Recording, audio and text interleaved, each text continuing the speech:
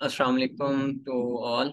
आज हम सीरा कोर्स का अपना पहला सेशन करने जा रहे हैं। तो इसमें बेसिकली हमने आज का सेशन में कवर करना है आप सल्लल्लाहु अलैहि वसल्लम की नबूवत से पहले की ज़िंदगी के कुछ अहम वाक़यात और उन वाक़यात से हमें क्या सीखने को मिलता है, वो इंशाल्लाह हम देखेंगे। तो स्टार्ट करते हैं। बिस्मिल्लाहिर रहमानिर रहीम। सबसे पहला जो तारीख में हमें पढ़ने को मिलता है आप सल्लल्लाहु अलैहि वसल्लम की ज़िंदगी का वाक़या, भैया कि आप सल्लल्लाहु अलैहि वसल्लम अरब की सबसे जो एक मुअज़्ज़ज़ फैमिली थी उसमें पैदा हुए, और वो कुरैश की सबसे मुअज़्ज़ज़ एक नस्ल थी, और जिनको हम बनु हाशिम के नाम से जानते थे। उनके ख़ानदान में जो है वो आप सल्लल्लाहु अलैहि वसल्लम पैदा हुए। और अब्बास से जो है वो ये रिवायत है कि आप सल्लल्लाहु अलैहि वसल्लम ने फरमाया कि अल्लाह ने इंसानों को बनाया and made me from the best of them. ठीक है, और फिर उन बेस्ट के दो ग्रुप्स डिवाइड किए और फिर अल्लाह ताला ने कबीले बनाए। ठीक है, और मुझे जो है वो सबसे बेहतरीन कबीले में पैदा किया। फिर उसके बाद अल्लाह ताला ने खानदान जो है वो फैमिली वो चूज की और मुझे सबसे बेहतरीन फैमिली में पैदा किया। So I am the best of them from the best family. तो अब ये इतनी हाई एस्टीम की वजह से जो आप सल्लल्लाहु अलैहि वसल्लम को अपने घराने से अपने खानदान से मिली। ठीक है, तो हमें ये चीज़ कहीं भी आप सल्लल्लाहु अलैहि वसल्लम की ज़िंदगी में नहीं मिलती कि लोगों ने या अरब के लोगों ने या जितने भी वो उस ज़माने के लोग थे, उन्होंने आप सल्लल्लाहु अलैहि वसल्लम को हर तरह का ताना दिया, लेकिन खानदान का ताना कोई नहीं दे सका, क्योंकि सब जानते थे कि इनका खानदान बहुत मुअज़्ज़ज़ है। फिर दूसरा जो है वो देन नेक्स्ट हम मूव करें तो आप सल्लल्लाहु अलैहि वसल्लम की जो क्या कहते हैं ग्रोथ है वो एज अ ऑर्फन हुई, क्योंकि आप सल्लल्लाहु अलैहि वसल्लम के जो वालिद गिरामी थे अब्दुल्ला रज़ी अल्लाह ताला अन्हो, वो उसी वक्त उनका विसाल हो गया था जब आप सल्लल्लाहु अलैहि वसल्लम सिर्फ जो है वो 2 माह के थे अपनी माँ के पेट में। तो जब आप सल्लल्लाहु अलैहि वसल्लम फिर 6 साल के हुए तो तब आप सल्लल्लाहु अलैहि वसल्लम की वालिदा का भी विसाल हो गया, आमिना रदी अल्लाह ताला अन्हा का।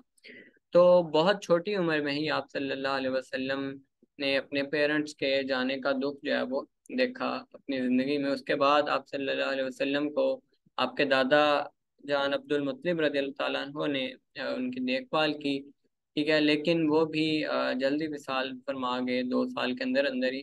फिर उसके बाद आप सल्लल्लाहु अलैहि वसल्लम के चचा अबू तालिब ने जो है वो आपकी अ, तरबियत की, आपकी जो है वो देखभाल की, जब तक आप सल्लल्लाहु अलैहि वसल्लम बड़े हुए, स्ट्रांग हुए, मैच्योर हुए। तो इसी वाक़े को कुरान ने भी मेंशन किया है। अल्लाह ताला ने कुरान पाक में फरमाया अलम यजिद का यतीमन फ़आवा कि did not find you N orphan and give you a refuge.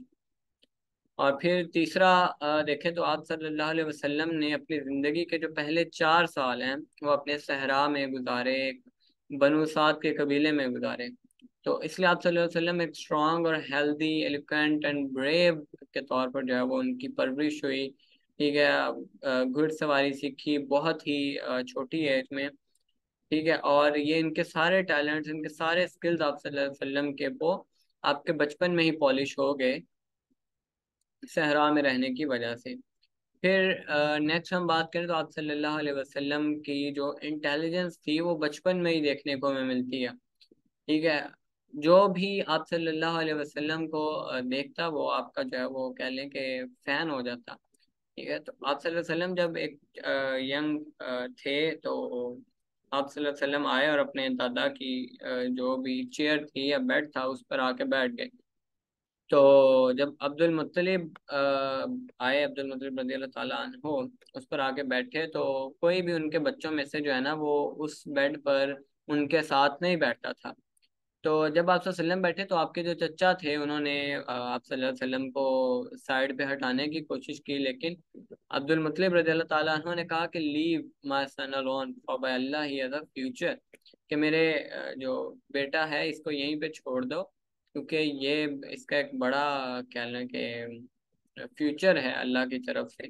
फिर उसके बाद आप सल्लल्लाहु अलैहि वसल्लम जब जवान हुए तो आप सल्लल्लाहु अलैहि वसल्लम जो है वो जो शीप्स थी, ठीक है, उनको भी उजरत लेकर चराया करते थे। और ये एक रिवायत में मिलता है कि there is no prophet who was not a shepherd, they said. तो सहाबा ने पूछा, even you o messenger of Allah? तो आप सल्लल्लाहु अलैहि वसल्लम ने जवाब दिया कि even me. According to another report he said Allah never sent any prophet but he was a shepherd. तो आपके सहाबा ने आपसे पूछा कि even you messenger of Allah? तो आप सल्लल्लाहु अलैहि वसल्लम ने जवाब दिया, इवन मी, कि मैं भी मक्का के लोगों की बकरियां चराया करता था और बदले में कुछ जो है वो अपनी उजरत लिया करता था। फिर उसके बाद आप सल्लल्लाहु अलैहि वसल्लम जब 25 साल की उम्र में पहुंचे तो खदीजा बिनते खुवैलिद रजी अल्लाह ताला अन्हा के लिए जो है वो उनकी तजारत संभाली, ठीक है। और फिर उसके बाद जब आप सल्लल्लाहु अलैहि वसल्लम जवान थे तो आपने कभी अपने जो मक्का के वो उनके हम उम्र थे उनको ज्वाइन नहीं किया, उनकी कंपनी में नहीं बैठे, क्योंकि उनके जो हम उम्र थे वो तो बुतों की पूजा करते थे। लेकिन आप सल्लल्लाहु अलैहि वसल्लम को अल्लाह ताला ने इस चीज़ से प्रोटेक्ट रखा, ठीक है। और सीरा की बुक में हमें ये वाक़या मिलता है कि आप जब जवान थे तो आपने आप मक्का की गलियों में जा रहे थे तो आपने एक गाना सुना। वो एक शादी पर जो है वो लोग गा रहे थे, अपना ढोल वगैरह जो भी उनका वो गाना वगैरह था वो बजा रहे थे। तो आप ने जो है वो जाके देखना चाहा कि यहाँ पे हो क्या रहा है। तो अल्लाह ताला ने उन पर नींद तारी कर दी आप सल्लल्लाहु अलैहि वसल्लम पर। और फिर आप तब उठे जब अगले दिन की जो है वो सुबह हुई। तो इसी तरह आप कभी भी जो है वो बुतों की पूजा में नहीं गए, ठीक है। और आपने कभी भी किसी हराम जानवर का गोश्त तक नहीं खाया, कभी आपने शराब नहीं पी, कभी आपने जुआ नहीं खेला, कभी आपने बुरी बात मुंह से नहीं की जो अखलाकियात से हट करो। तो ये नबूवत से पहले की बातें हैं कि नबूवत से पहले भी आप सल्लल्लाहु अलैहि वसल्लम को अल्लाह ताला ने महफूज रखा था हर तरह से। फिर आप सल्लल्लाहु अलैहि वसल्लम अपने हिकमत और साउंड रीजनिंग की वजह से मशहूर थे, ठीक है। और वो वाकया इसमें आता है कि हजर अस्वद को काबा के अंदर जो प्लेस करने का जो वाकया है उससे आप सल्लल्लाहु अलैहि वसल्लम की जहानत का हमें पता चलता है। तो काबा जो है वो एक सैलाब आया और काबा की जो दीवारें थी वो उनमें क्रैक्स आ गए। तो जो मक्का के लोग थे उन्होंने डिसाइड किया कि इसको दोबारा बनाया जाए। उन्होंने दोबारा बनाया, लेकिन जब हजर अस्वद रखने की बारी आई तो झगड़ा हो गया आपस में कि सब कहें कि हमने रखना है, हमने ये शर्फ हासिल करना है, ठीक है। तो फिर उन्होंने कहा कि इसका जो है ना वो किसी एक को हम सिलेक्ट कर लेते हैं, एक पर्सन को, ठीक है। और वो जो डिसीजन देगा वो हम सब मानेंगे। तो वो पर्सन जो है वो आप सल्लल्लाहु अलैहि वसल्लम थे जिनको सबने सेलेक्ट किया। तो आप सल्लल्लाहु अलैहि वसल्लम को सब ने अल अमीन माना, तो उन्होंने कहा कि हम इसकी जो भी जजमेंट होगी वो हम मानेंगे। तो जब उन्होंने सारा वाकया बताया आप सल्लल्लाहु अलैहि वसल्लम ने इस तरह से फिर वाकये को सॉल्व किया कि आपने अपना वो चादर या कपड़ा जो था वो फैलाया, उसके ऊपर कपड़ा रखा, फिर उसको जो है वो उस जगह पे जो है वो रख दिया। और सब कभी जितने भी कबीले सबको आके एक एक शख्स आए और वो उसको पकड़े, और सबका इस तरह हिस्सा डल जाएगा रखने में, तो सबको ही ये शर्फ मिल जाएगा। तो इस तरह जो खून खराबा था उससे बच गए अरब, ठीक है। और आप सल्लल्लाहु अलैहि वसल्लम की जहानत का हमें इसमें पता चलता है कि आपने किस तरह अपने जहन से काम लेते हुए एक बड़े झगड़े से अरब कबाइल को बचा लिया। फिर आप सल्लल्लाहु अलैहि वसल्लम अमीन के तौर पर मशहूर थे, ठीक है। और लोगों पर शफकत करने में, अपने वादे वफा करने में, अपनी जो है वो गुड रेपुटेशन की वजह से जब आप सल्लल्लाहु अलैहि वसल्लम मशहूर थे, ठीक है। और यही वो चीज़ें थी जिनकी वजह से हज़रत खदीजा रज़ी अल्लाह ताला अन्हा ने उनको तजारत के लिए जो है वो रखा। उनका तजारत जो काफिला था वो हर साल जो है वो बुरसा और शाम में जाता होता था, और आप सल्लल्लाहु अलैहि वसल्लम जो है वो उसके साथ जाते होते थे। तो जब आप वसल्लम के सपोर्ट किया हजरत खदीजा ने सब, तो हजरत खदीजा को डबल ट्रिपल प्रॉफिट हुआ। और उनका जो गुलाम साथ जाता था आप सल्लल्लाहु अलैहि वसल्लम के मैसरा, उसने भी आकर सारा बताया कि ये किस तरह का इनका इखलाक था, किस तरह इन्होंने ईमानदारी दिखाई। तो आप हजरत खदीजा को आप सल्लल्लाहु अलैहि वसल्लम के औसाफ बहुत पसंद आए, और फिर आपने जो है वो निकाह की भी जो है वो दरख्वास्त भेजी और आप सल्लल्लाहु अलैहि वसल्लम ने उसको एक्सेप्ट किया, और इस तरह फिर आप सल्लल्लाहु अलैहि वसल्लम और हज़रत खदीजा का निकाह हो गया। ठीक है, फिर उसके बाद जो है आप सल्लल्लाहु अलैहि वसल्लम मक्का से बाहर 2 दफ़ा गए।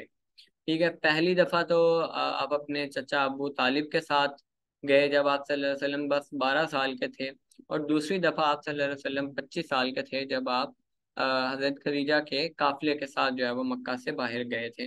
और ये दोनों ट्रिप्स जो थे आप सल्लल्लाहु अलैहि वसल्लम के, वो बुरसा की तरफ थे। ठीक है, और आपने इस दौरान जो है वो लोगों के साथ इंटरेक्शन हुआ, वो मतलब उनका इन्वायरमेंट का पता चला, उनके रिवायात का पता चला।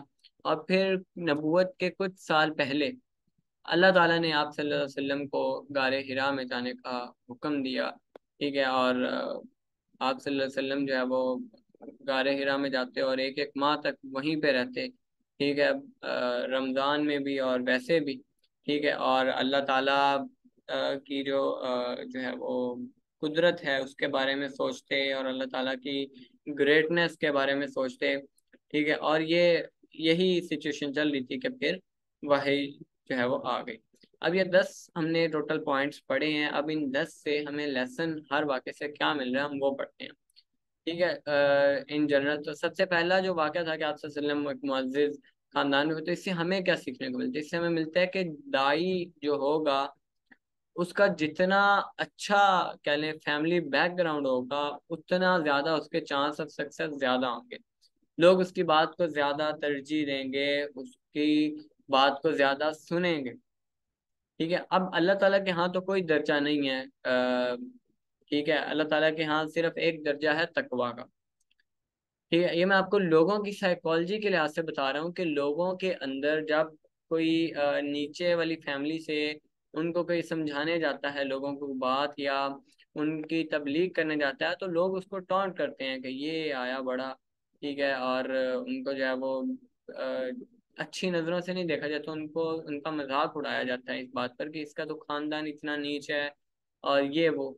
ठीक है, तो आप सल्लल्लाहु अलैहि वसल्लम को अल्लाह ताला ने इस चीज़ से महफूज रखा। आप सल्लल्लाहु अलैहि वसल्लम को सबसे मुअज़्ज़ज़, सबसे अच्छे खानदान, सबसे अच्छी जो है कबीला उसमें पैदा किया। तो यही चीज़ इससे हमें सीखने को मिलती है कि हम अगर दाई का रोल प्ले करना चाहते हैं तो हमें अपना थोड़ा स्टेटस भी वेल इस्टेब्लिश करना चाहिए, ताकि एक एक ये एक एस्पेक्ट है चांस ऑफ सक्सेस का, हमारा इससे चांस ऑफ सक्सेस ज़्यादा होता है बेसिकली। ठीक है, तो हमें इस चीज़ पर भी फोकस करना चाहिए अपनी तबलीग को स्टार्ट करने से पहले कि हमारी लाइक आज के दौर में भी आप देखें तो अगर कोई हो ना मेडिकल से रिलेटेड, या कोई बहुत टॉप ओहदे पर जो पर्सन हो, वो अगर दीन की कोई बात करे तो हम उसको ज़्यादा ध्यान से सुनते हैं। ठीक है, जबकि कोई आम मस्जिद में खतीब है, इमाम है, तो उसकी बात को हम उतना अटेंशन से, उतना ध्यान से नहीं सुनते। तो यही वजह है कि आपने जब दाई बनना है, आपने जब तबलीग स्टार्ट करनी है, तो आपका जो स्टेटस है वो थोड़ा हाई होना चाहिए, एजुकेशनली, फैमिली और हर लिहाज से, यानी कह लें। ठीक है, और अगर फैमिली नहीं है तो आप अपना स्टेटस हाई कर लेना, मतलब आप अपनी फील्ड आपकी वैसी हो, आपका नॉलेज इतना अच्छा हो, आपके अखलाकियात इतने अच्छे हो। ठीक है, तो यही चीज़ जो है वो बेसिकली पहले वाक़े से हमें सीखने को मिलती है। ठीक है, लाइक जिस तरह इसमें हमें एक हदीस भी मिलती है कि आप सल्लल्लाहु अलैहि वसल्लम ने फरमाया कि तुम में से बेहतरीन वो हैं जो यानी तुम में से इस्लाम में बेहतरीन वो हैं जो जाहिलिया में तुम में सबसे बेहतरीन थे। और साथ के भी फरमाया कि दे अंडरस्टैंड प्रॉपरली।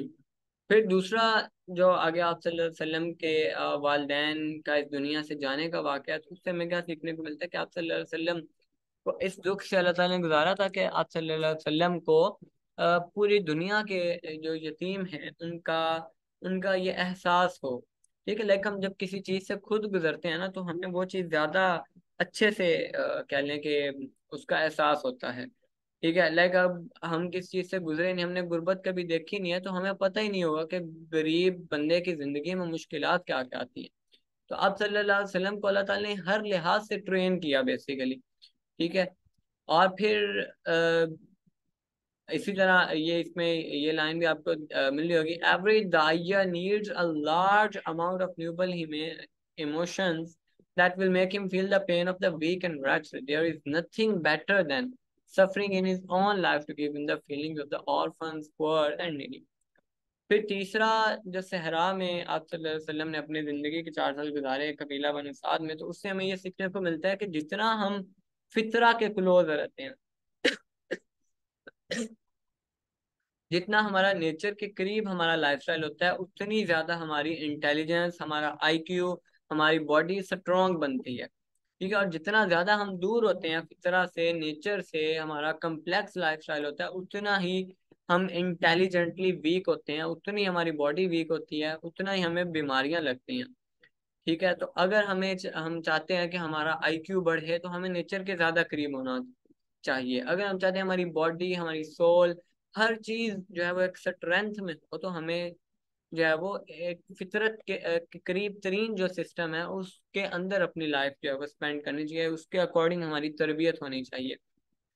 ठीक है, फिर उसके बाद ये कि आप सल्लल्लाहु अलैहि वसल्लम की जो जहानत का वाक़या, तो उससे उसका तो बड़ा इंपॉर्टेंट रोल है ना हमारी जिंदगियों में, कि कोई भी उस वक्त तक तबलीग या दावा फील्ड में एंटर ही नहीं हो सकता जब तक कि उसका इंटेलिजेंट लेवल जो है वो हाई ना हो, उसका आईक्यू हाई ना हो, उसका आईक्यू बाकी लोगों की निस्बत सबसे ज्यादा हाई हो। ठीक है, लाइक आप 10 लोगों का ग्रुप है, तो आप 10 में से जो सबसे ज्यादा ज़हीन होगा वो सबसे ज्यादा कैपेबल है दावा का, ठीक है, तबलीग का। और ऐसा शख्स जो इंटेलिजेंटली वीक है, उसका आईक्यू बहुत वीक है, उसको लोगों को जो है वो लोगों के अकॉर्डिंग उसको अपनी बात समझानी नहीं आती, तो वो तो फिर खराब करेगा, इस्लाम की इमेज को खराब करेगा। तो इसमें हमें एक हदीस भी मिलती है ना, एडवाइस आप सल्लल्लाहु अलैहि वसल्लम ने बेसिकली दी कि तुम लोगों को उनके इंटेलिजेंस लेवल देख कर जो है वो उनकी तबलीग करो। क्या तुम ये चाहते हो कि अल्लाह और उसका रसूल को जो है वो झुटलाएं? तो इंटेलिजेंस जो है वो ये एक बहुत इंपॉर्टेंट फैक्टर है तबलीग में, कि आप अगर तबलीग की फील्ड में एंटर होना चाहते हैं, तो पहले आपको अपने माइंड को इतना हाई लेवल पे ले जाना होगा, इतने बड़े स्केल पे सोचना होगा कि आप बड़े मसाइल हल कर सकें। ठीक है ना, जब तक आपका आईक्यू लेवल लो है, आप इंटेलिजेंस के उस लेवल पर नहीं पहुंचते जो चाहिए दुनिया को चेंज करने के लिए, आप उस वक्त तक इस्लाम का कोई काम नहीं कर सकते। ठीक है, फिर ये कि आप का अपना एक सोर्स ऑफ अर्निंग होना चाहिए। लाइक आप वसल्लम का हमने देखा ना कि वो तजारत पहले बकरियां चराया करते थे और उजरत मिलती थी, और फिर उसके बाद तजारत करते होते थे। तो आपका एक गुड सोर्स ऑफ अर्निंग होना चाहिए, आपको किसी पे डिपेंडेंट नहीं होना चाहिए, आपको लोगों के ऊपर डिपेंडेंट नहीं होना चाहिए। ठीक है ना, जो यानी आपकी अपनी एक सेल्फ रिस्पेक्ट बनती है इस चीज से कि आप दावत का काम कर रहे हैं, तबलीग का काम कर रहे हैं, तो आपका अपना सोर्स ऑफ इनकम होना चाहिए। आप लोगों के चंदों पर, आप लोगों के खैरात पर, आप लोगों के सदकात पर जो है वो अगर इन्हिसार करेंगे, तो आप एक अच्छे दाई नहीं बन सकते। ठीक है, आप दाई तो बन जाए, आप लोगों की तबलीग करते फिरेंगे, लेकिन कोई आपका रिस्पेक्ट नहीं देगा, कोई आपकी इज्जत नहीं करेगा। इस चीज से आपकी रिस्पेक्ट कम होती है कि अगर आपके पास कोई सोर्स ऑफ अर्निंग ना हो।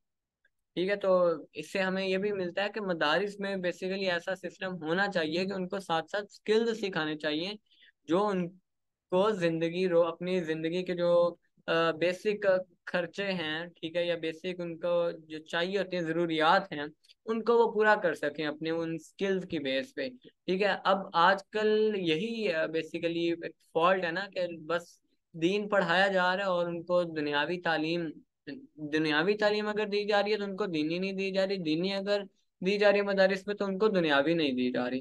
तो ये बहुत बड़ा गैप है बेसिकली, इसको फिल जब तक नहीं किया जाएगा तब तक कोई माशरे में अच्छे दाई जो है वो पैदा नहीं हो सकेंगे। फिर ये होता है कि आप सल्लल्लाहु अलैहि वसल्लम का, जैसे हमने देखा ना कि आप सल्लल्लाहु अलैहि वसल्लम ने कभी बुतों की पूजा नहीं की, आपने कभी कोई शराब नहीं पी, कभी कोई हराम चीज नहीं खाई, कभी कुछ बुरा नहीं अपनी जबान से निकाला। तो इससे हमें पता चलता है कि आपका जो अखलाक है, आपकी जो पर्सनैलिटी है, वो अगर बहुत अच्छी होगी, तो उतना ही आपकी जो बात है लोगों को वो ज्यादा इन्फ्लुएंस करेगी। ठीक है ना। और यहाँ पे भी ये लाइन लिखी है, the daiya is righteous during his youth and have lived a good life, this is more likely to bring him success in his efforts to call people to Allah, reform their morals and fight evil. ठीक है, और क्योंकि कोई भी उनको ये तो नहीं ना वो क्रिटिसाइज नहीं कर सकेगा कि तुम कल तो ये थे, आज तुम जो है वो इतने नेक बन गए हो।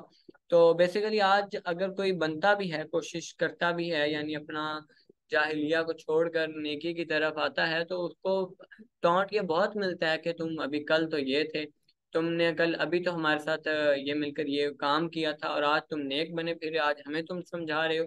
तो ये बेसिकली हमें बताता है कि कितनी अहमियत है इस चीज की, कि आप लोगों के अंदर जब रह रहे हैं तो आपको कोई ऐसा बुरा काम उनके साथ इंडल्ज होकर नहीं करना चाहिए, अगर आप दाई बनना चाहते हैं।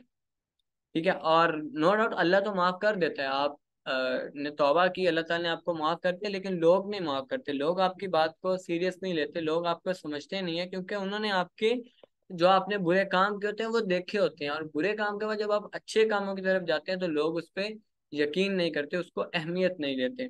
ठीक है, तो ये हमें शो करता है कि अब हम, हमारी तो जैसे भी अब हो गई है परवरिश तरबियत, हम अब बड़े हो गए हैं, अब हमारा ये फर्ज बनता है कि हम अब आगे आने वाली नस्लों की तरबियत ऐसी करें, उनको बड़ा इस आप सल्लल्लाहु अलैहि वसल्लम के मनहज पर करें, कि उनकी जवानी तक उनसे कोई ऐसा बुरा काम सरदर्द ना हो, उनकी सेल्फ स्टीम हाई हो, उनका इंटेलिजेंस लेवल हाई हो, उनको कोई ऐसी बुरे अखलाकियात उनमें ना हो।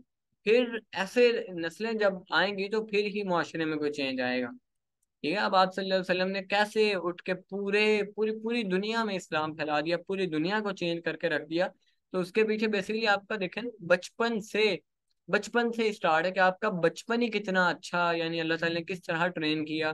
पहले आपको सबसे मुअज़्ज़ज़ खानदान में पैदा किया, फिर आपके वालदैन जो है अल्लाह का अमर था, आपको उस एहसास से गुजारा, फिर आपको फितरा के करीब तरीन जो है वो लाइफ स्टाइल दिया, फिर आपको जो है वो यानी इतनी जहानत दी। तो मतलब यही चीजें हैं एक बच्चे की तरबियत में, कि आप उनको एक अच्छी फैमिली इन्वायरमेंट प्रोवाइड करें, आप उनको जो है वो कुदरत फितरत के करीब तरीन उनका लाइफ स्टाइल रखें, उनका इंटेलिजेंस लेवल बढ़ाएं, उनको बड़े लेवल पे सोचना सिखाएं। और फिर उसके बाद ये आता है कि आप उनको इंडिपेंडेंटली भी बनाएं। ठीक है, मतलब आप उनको अपने ऊपर डिपेंड ना रखें, कि अब वो अब भी 18 बालिग भी हो गया फिर भी आप उसको खिला रहे हैं, फिर भी आप उसको पैसे दे रहे हैं। तो इस तरह बच्चे की परवरिश ना करें, बल्कि उसको जैसे ही वो बालिग हो रहा है तो आप उसको इंडिपेंडेंटली अर्निंग के काबिल बना दें। ठीक है, उसके पास अपना सोर्स ऑफ इनकम होना चाहिए। उसके बाद फिर ही मतलब इस तरह के बच्चे जब आएंगे ना, तो फिर ही माशरे को वो चेंज करेंगे। हम जैसे बच्चे क्या चेंज करेंगे ना, हम जैसे नौजवान जो जिनका इंटेलिजेंस लेवल इतना लो है, जिनका जिनको फितरत का पता ही नहीं है दूर दूर तक, जिनको लॉज ऑफ नेचर्स का नहीं पता, जिनको जो है वो इतने बुरे एजुकेशन सिस्टम से गुजर कर आए हैं, ये कैसे चेंज करेंगे माशरे को। ठीक है, तो अब आपका ये फर्ज बनता है कि आप अगली नस्लों को इस मनहज पर ट्रेन कर लें, कि अगली नस्लें तो चेंज कर सके ना इस माशरे को।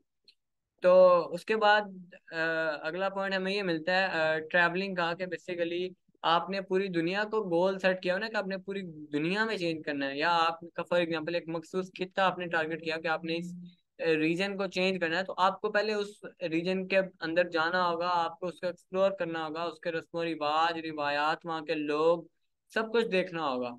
ठीक है, देन आप उनकी मेंटेलिटी के अकॉर्डिंग बात करेंगे तो उनको समझ आएगी।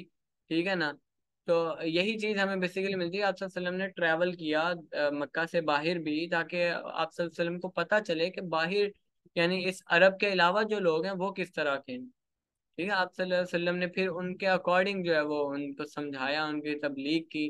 तो यही चीज़ हमें भी सीखने को मिलती है, कि हमने जिस जो है वो कैटेगरी के पर्सनस को समझाना है, तो उनका बैकग्राउंड हमें पता होना चाहिए, कि वो किस खित्ते से हैं, वहाँ के रस्म व रिवाज क्या हैं, उनका मेंटालिटी स्टेटस क्या है, उनके इंटेलिजेंस लेवल कितना है। तो हम उसके अकॉर्डिंग जब बात करेंगे तो फिर उनको हमारी बात समझ में भी आती है। ठीक है ना। अल्लाह ताला ने कुरान पाक में भी ये चीज समझाई है, कि अल्लाह ताला कहते हैं उदू इला सबीली रब्बिका बिल हिकमा वल मौइज़ातिल हसना, के invite O Muhammad to the way of your lord with wisdom and fair preaching. तो कितनी ये प्यारी एडवाइस फिर जो मैंने ऊपर भी आपको बताया, कि address people according to their intellectual level, do you want Allah and his messengers to be rejected. तो ये कुछ लेसन्स थे जो हमें सीखने को मिलते हैं आप सल्लल्लाहु अलैहि वसल्लम की नबूवत से पहले वाली जिंदगी पे। तो इंशाल्लाह बाकी हम नेक्स्ट संडे कवर करेंगे। बेसिकली हर संडे सेशन हुआ करेगा। ये मैं आपको इसकी कॉपी भी प्रोवाइड कर रहा हूँ। तो कोई भी आपका क्वेश्चन होगा तो वो आपने जो है वो पूछ लेना है। जज़ाकल्लाह खैर, अल्लाह हाफिज़।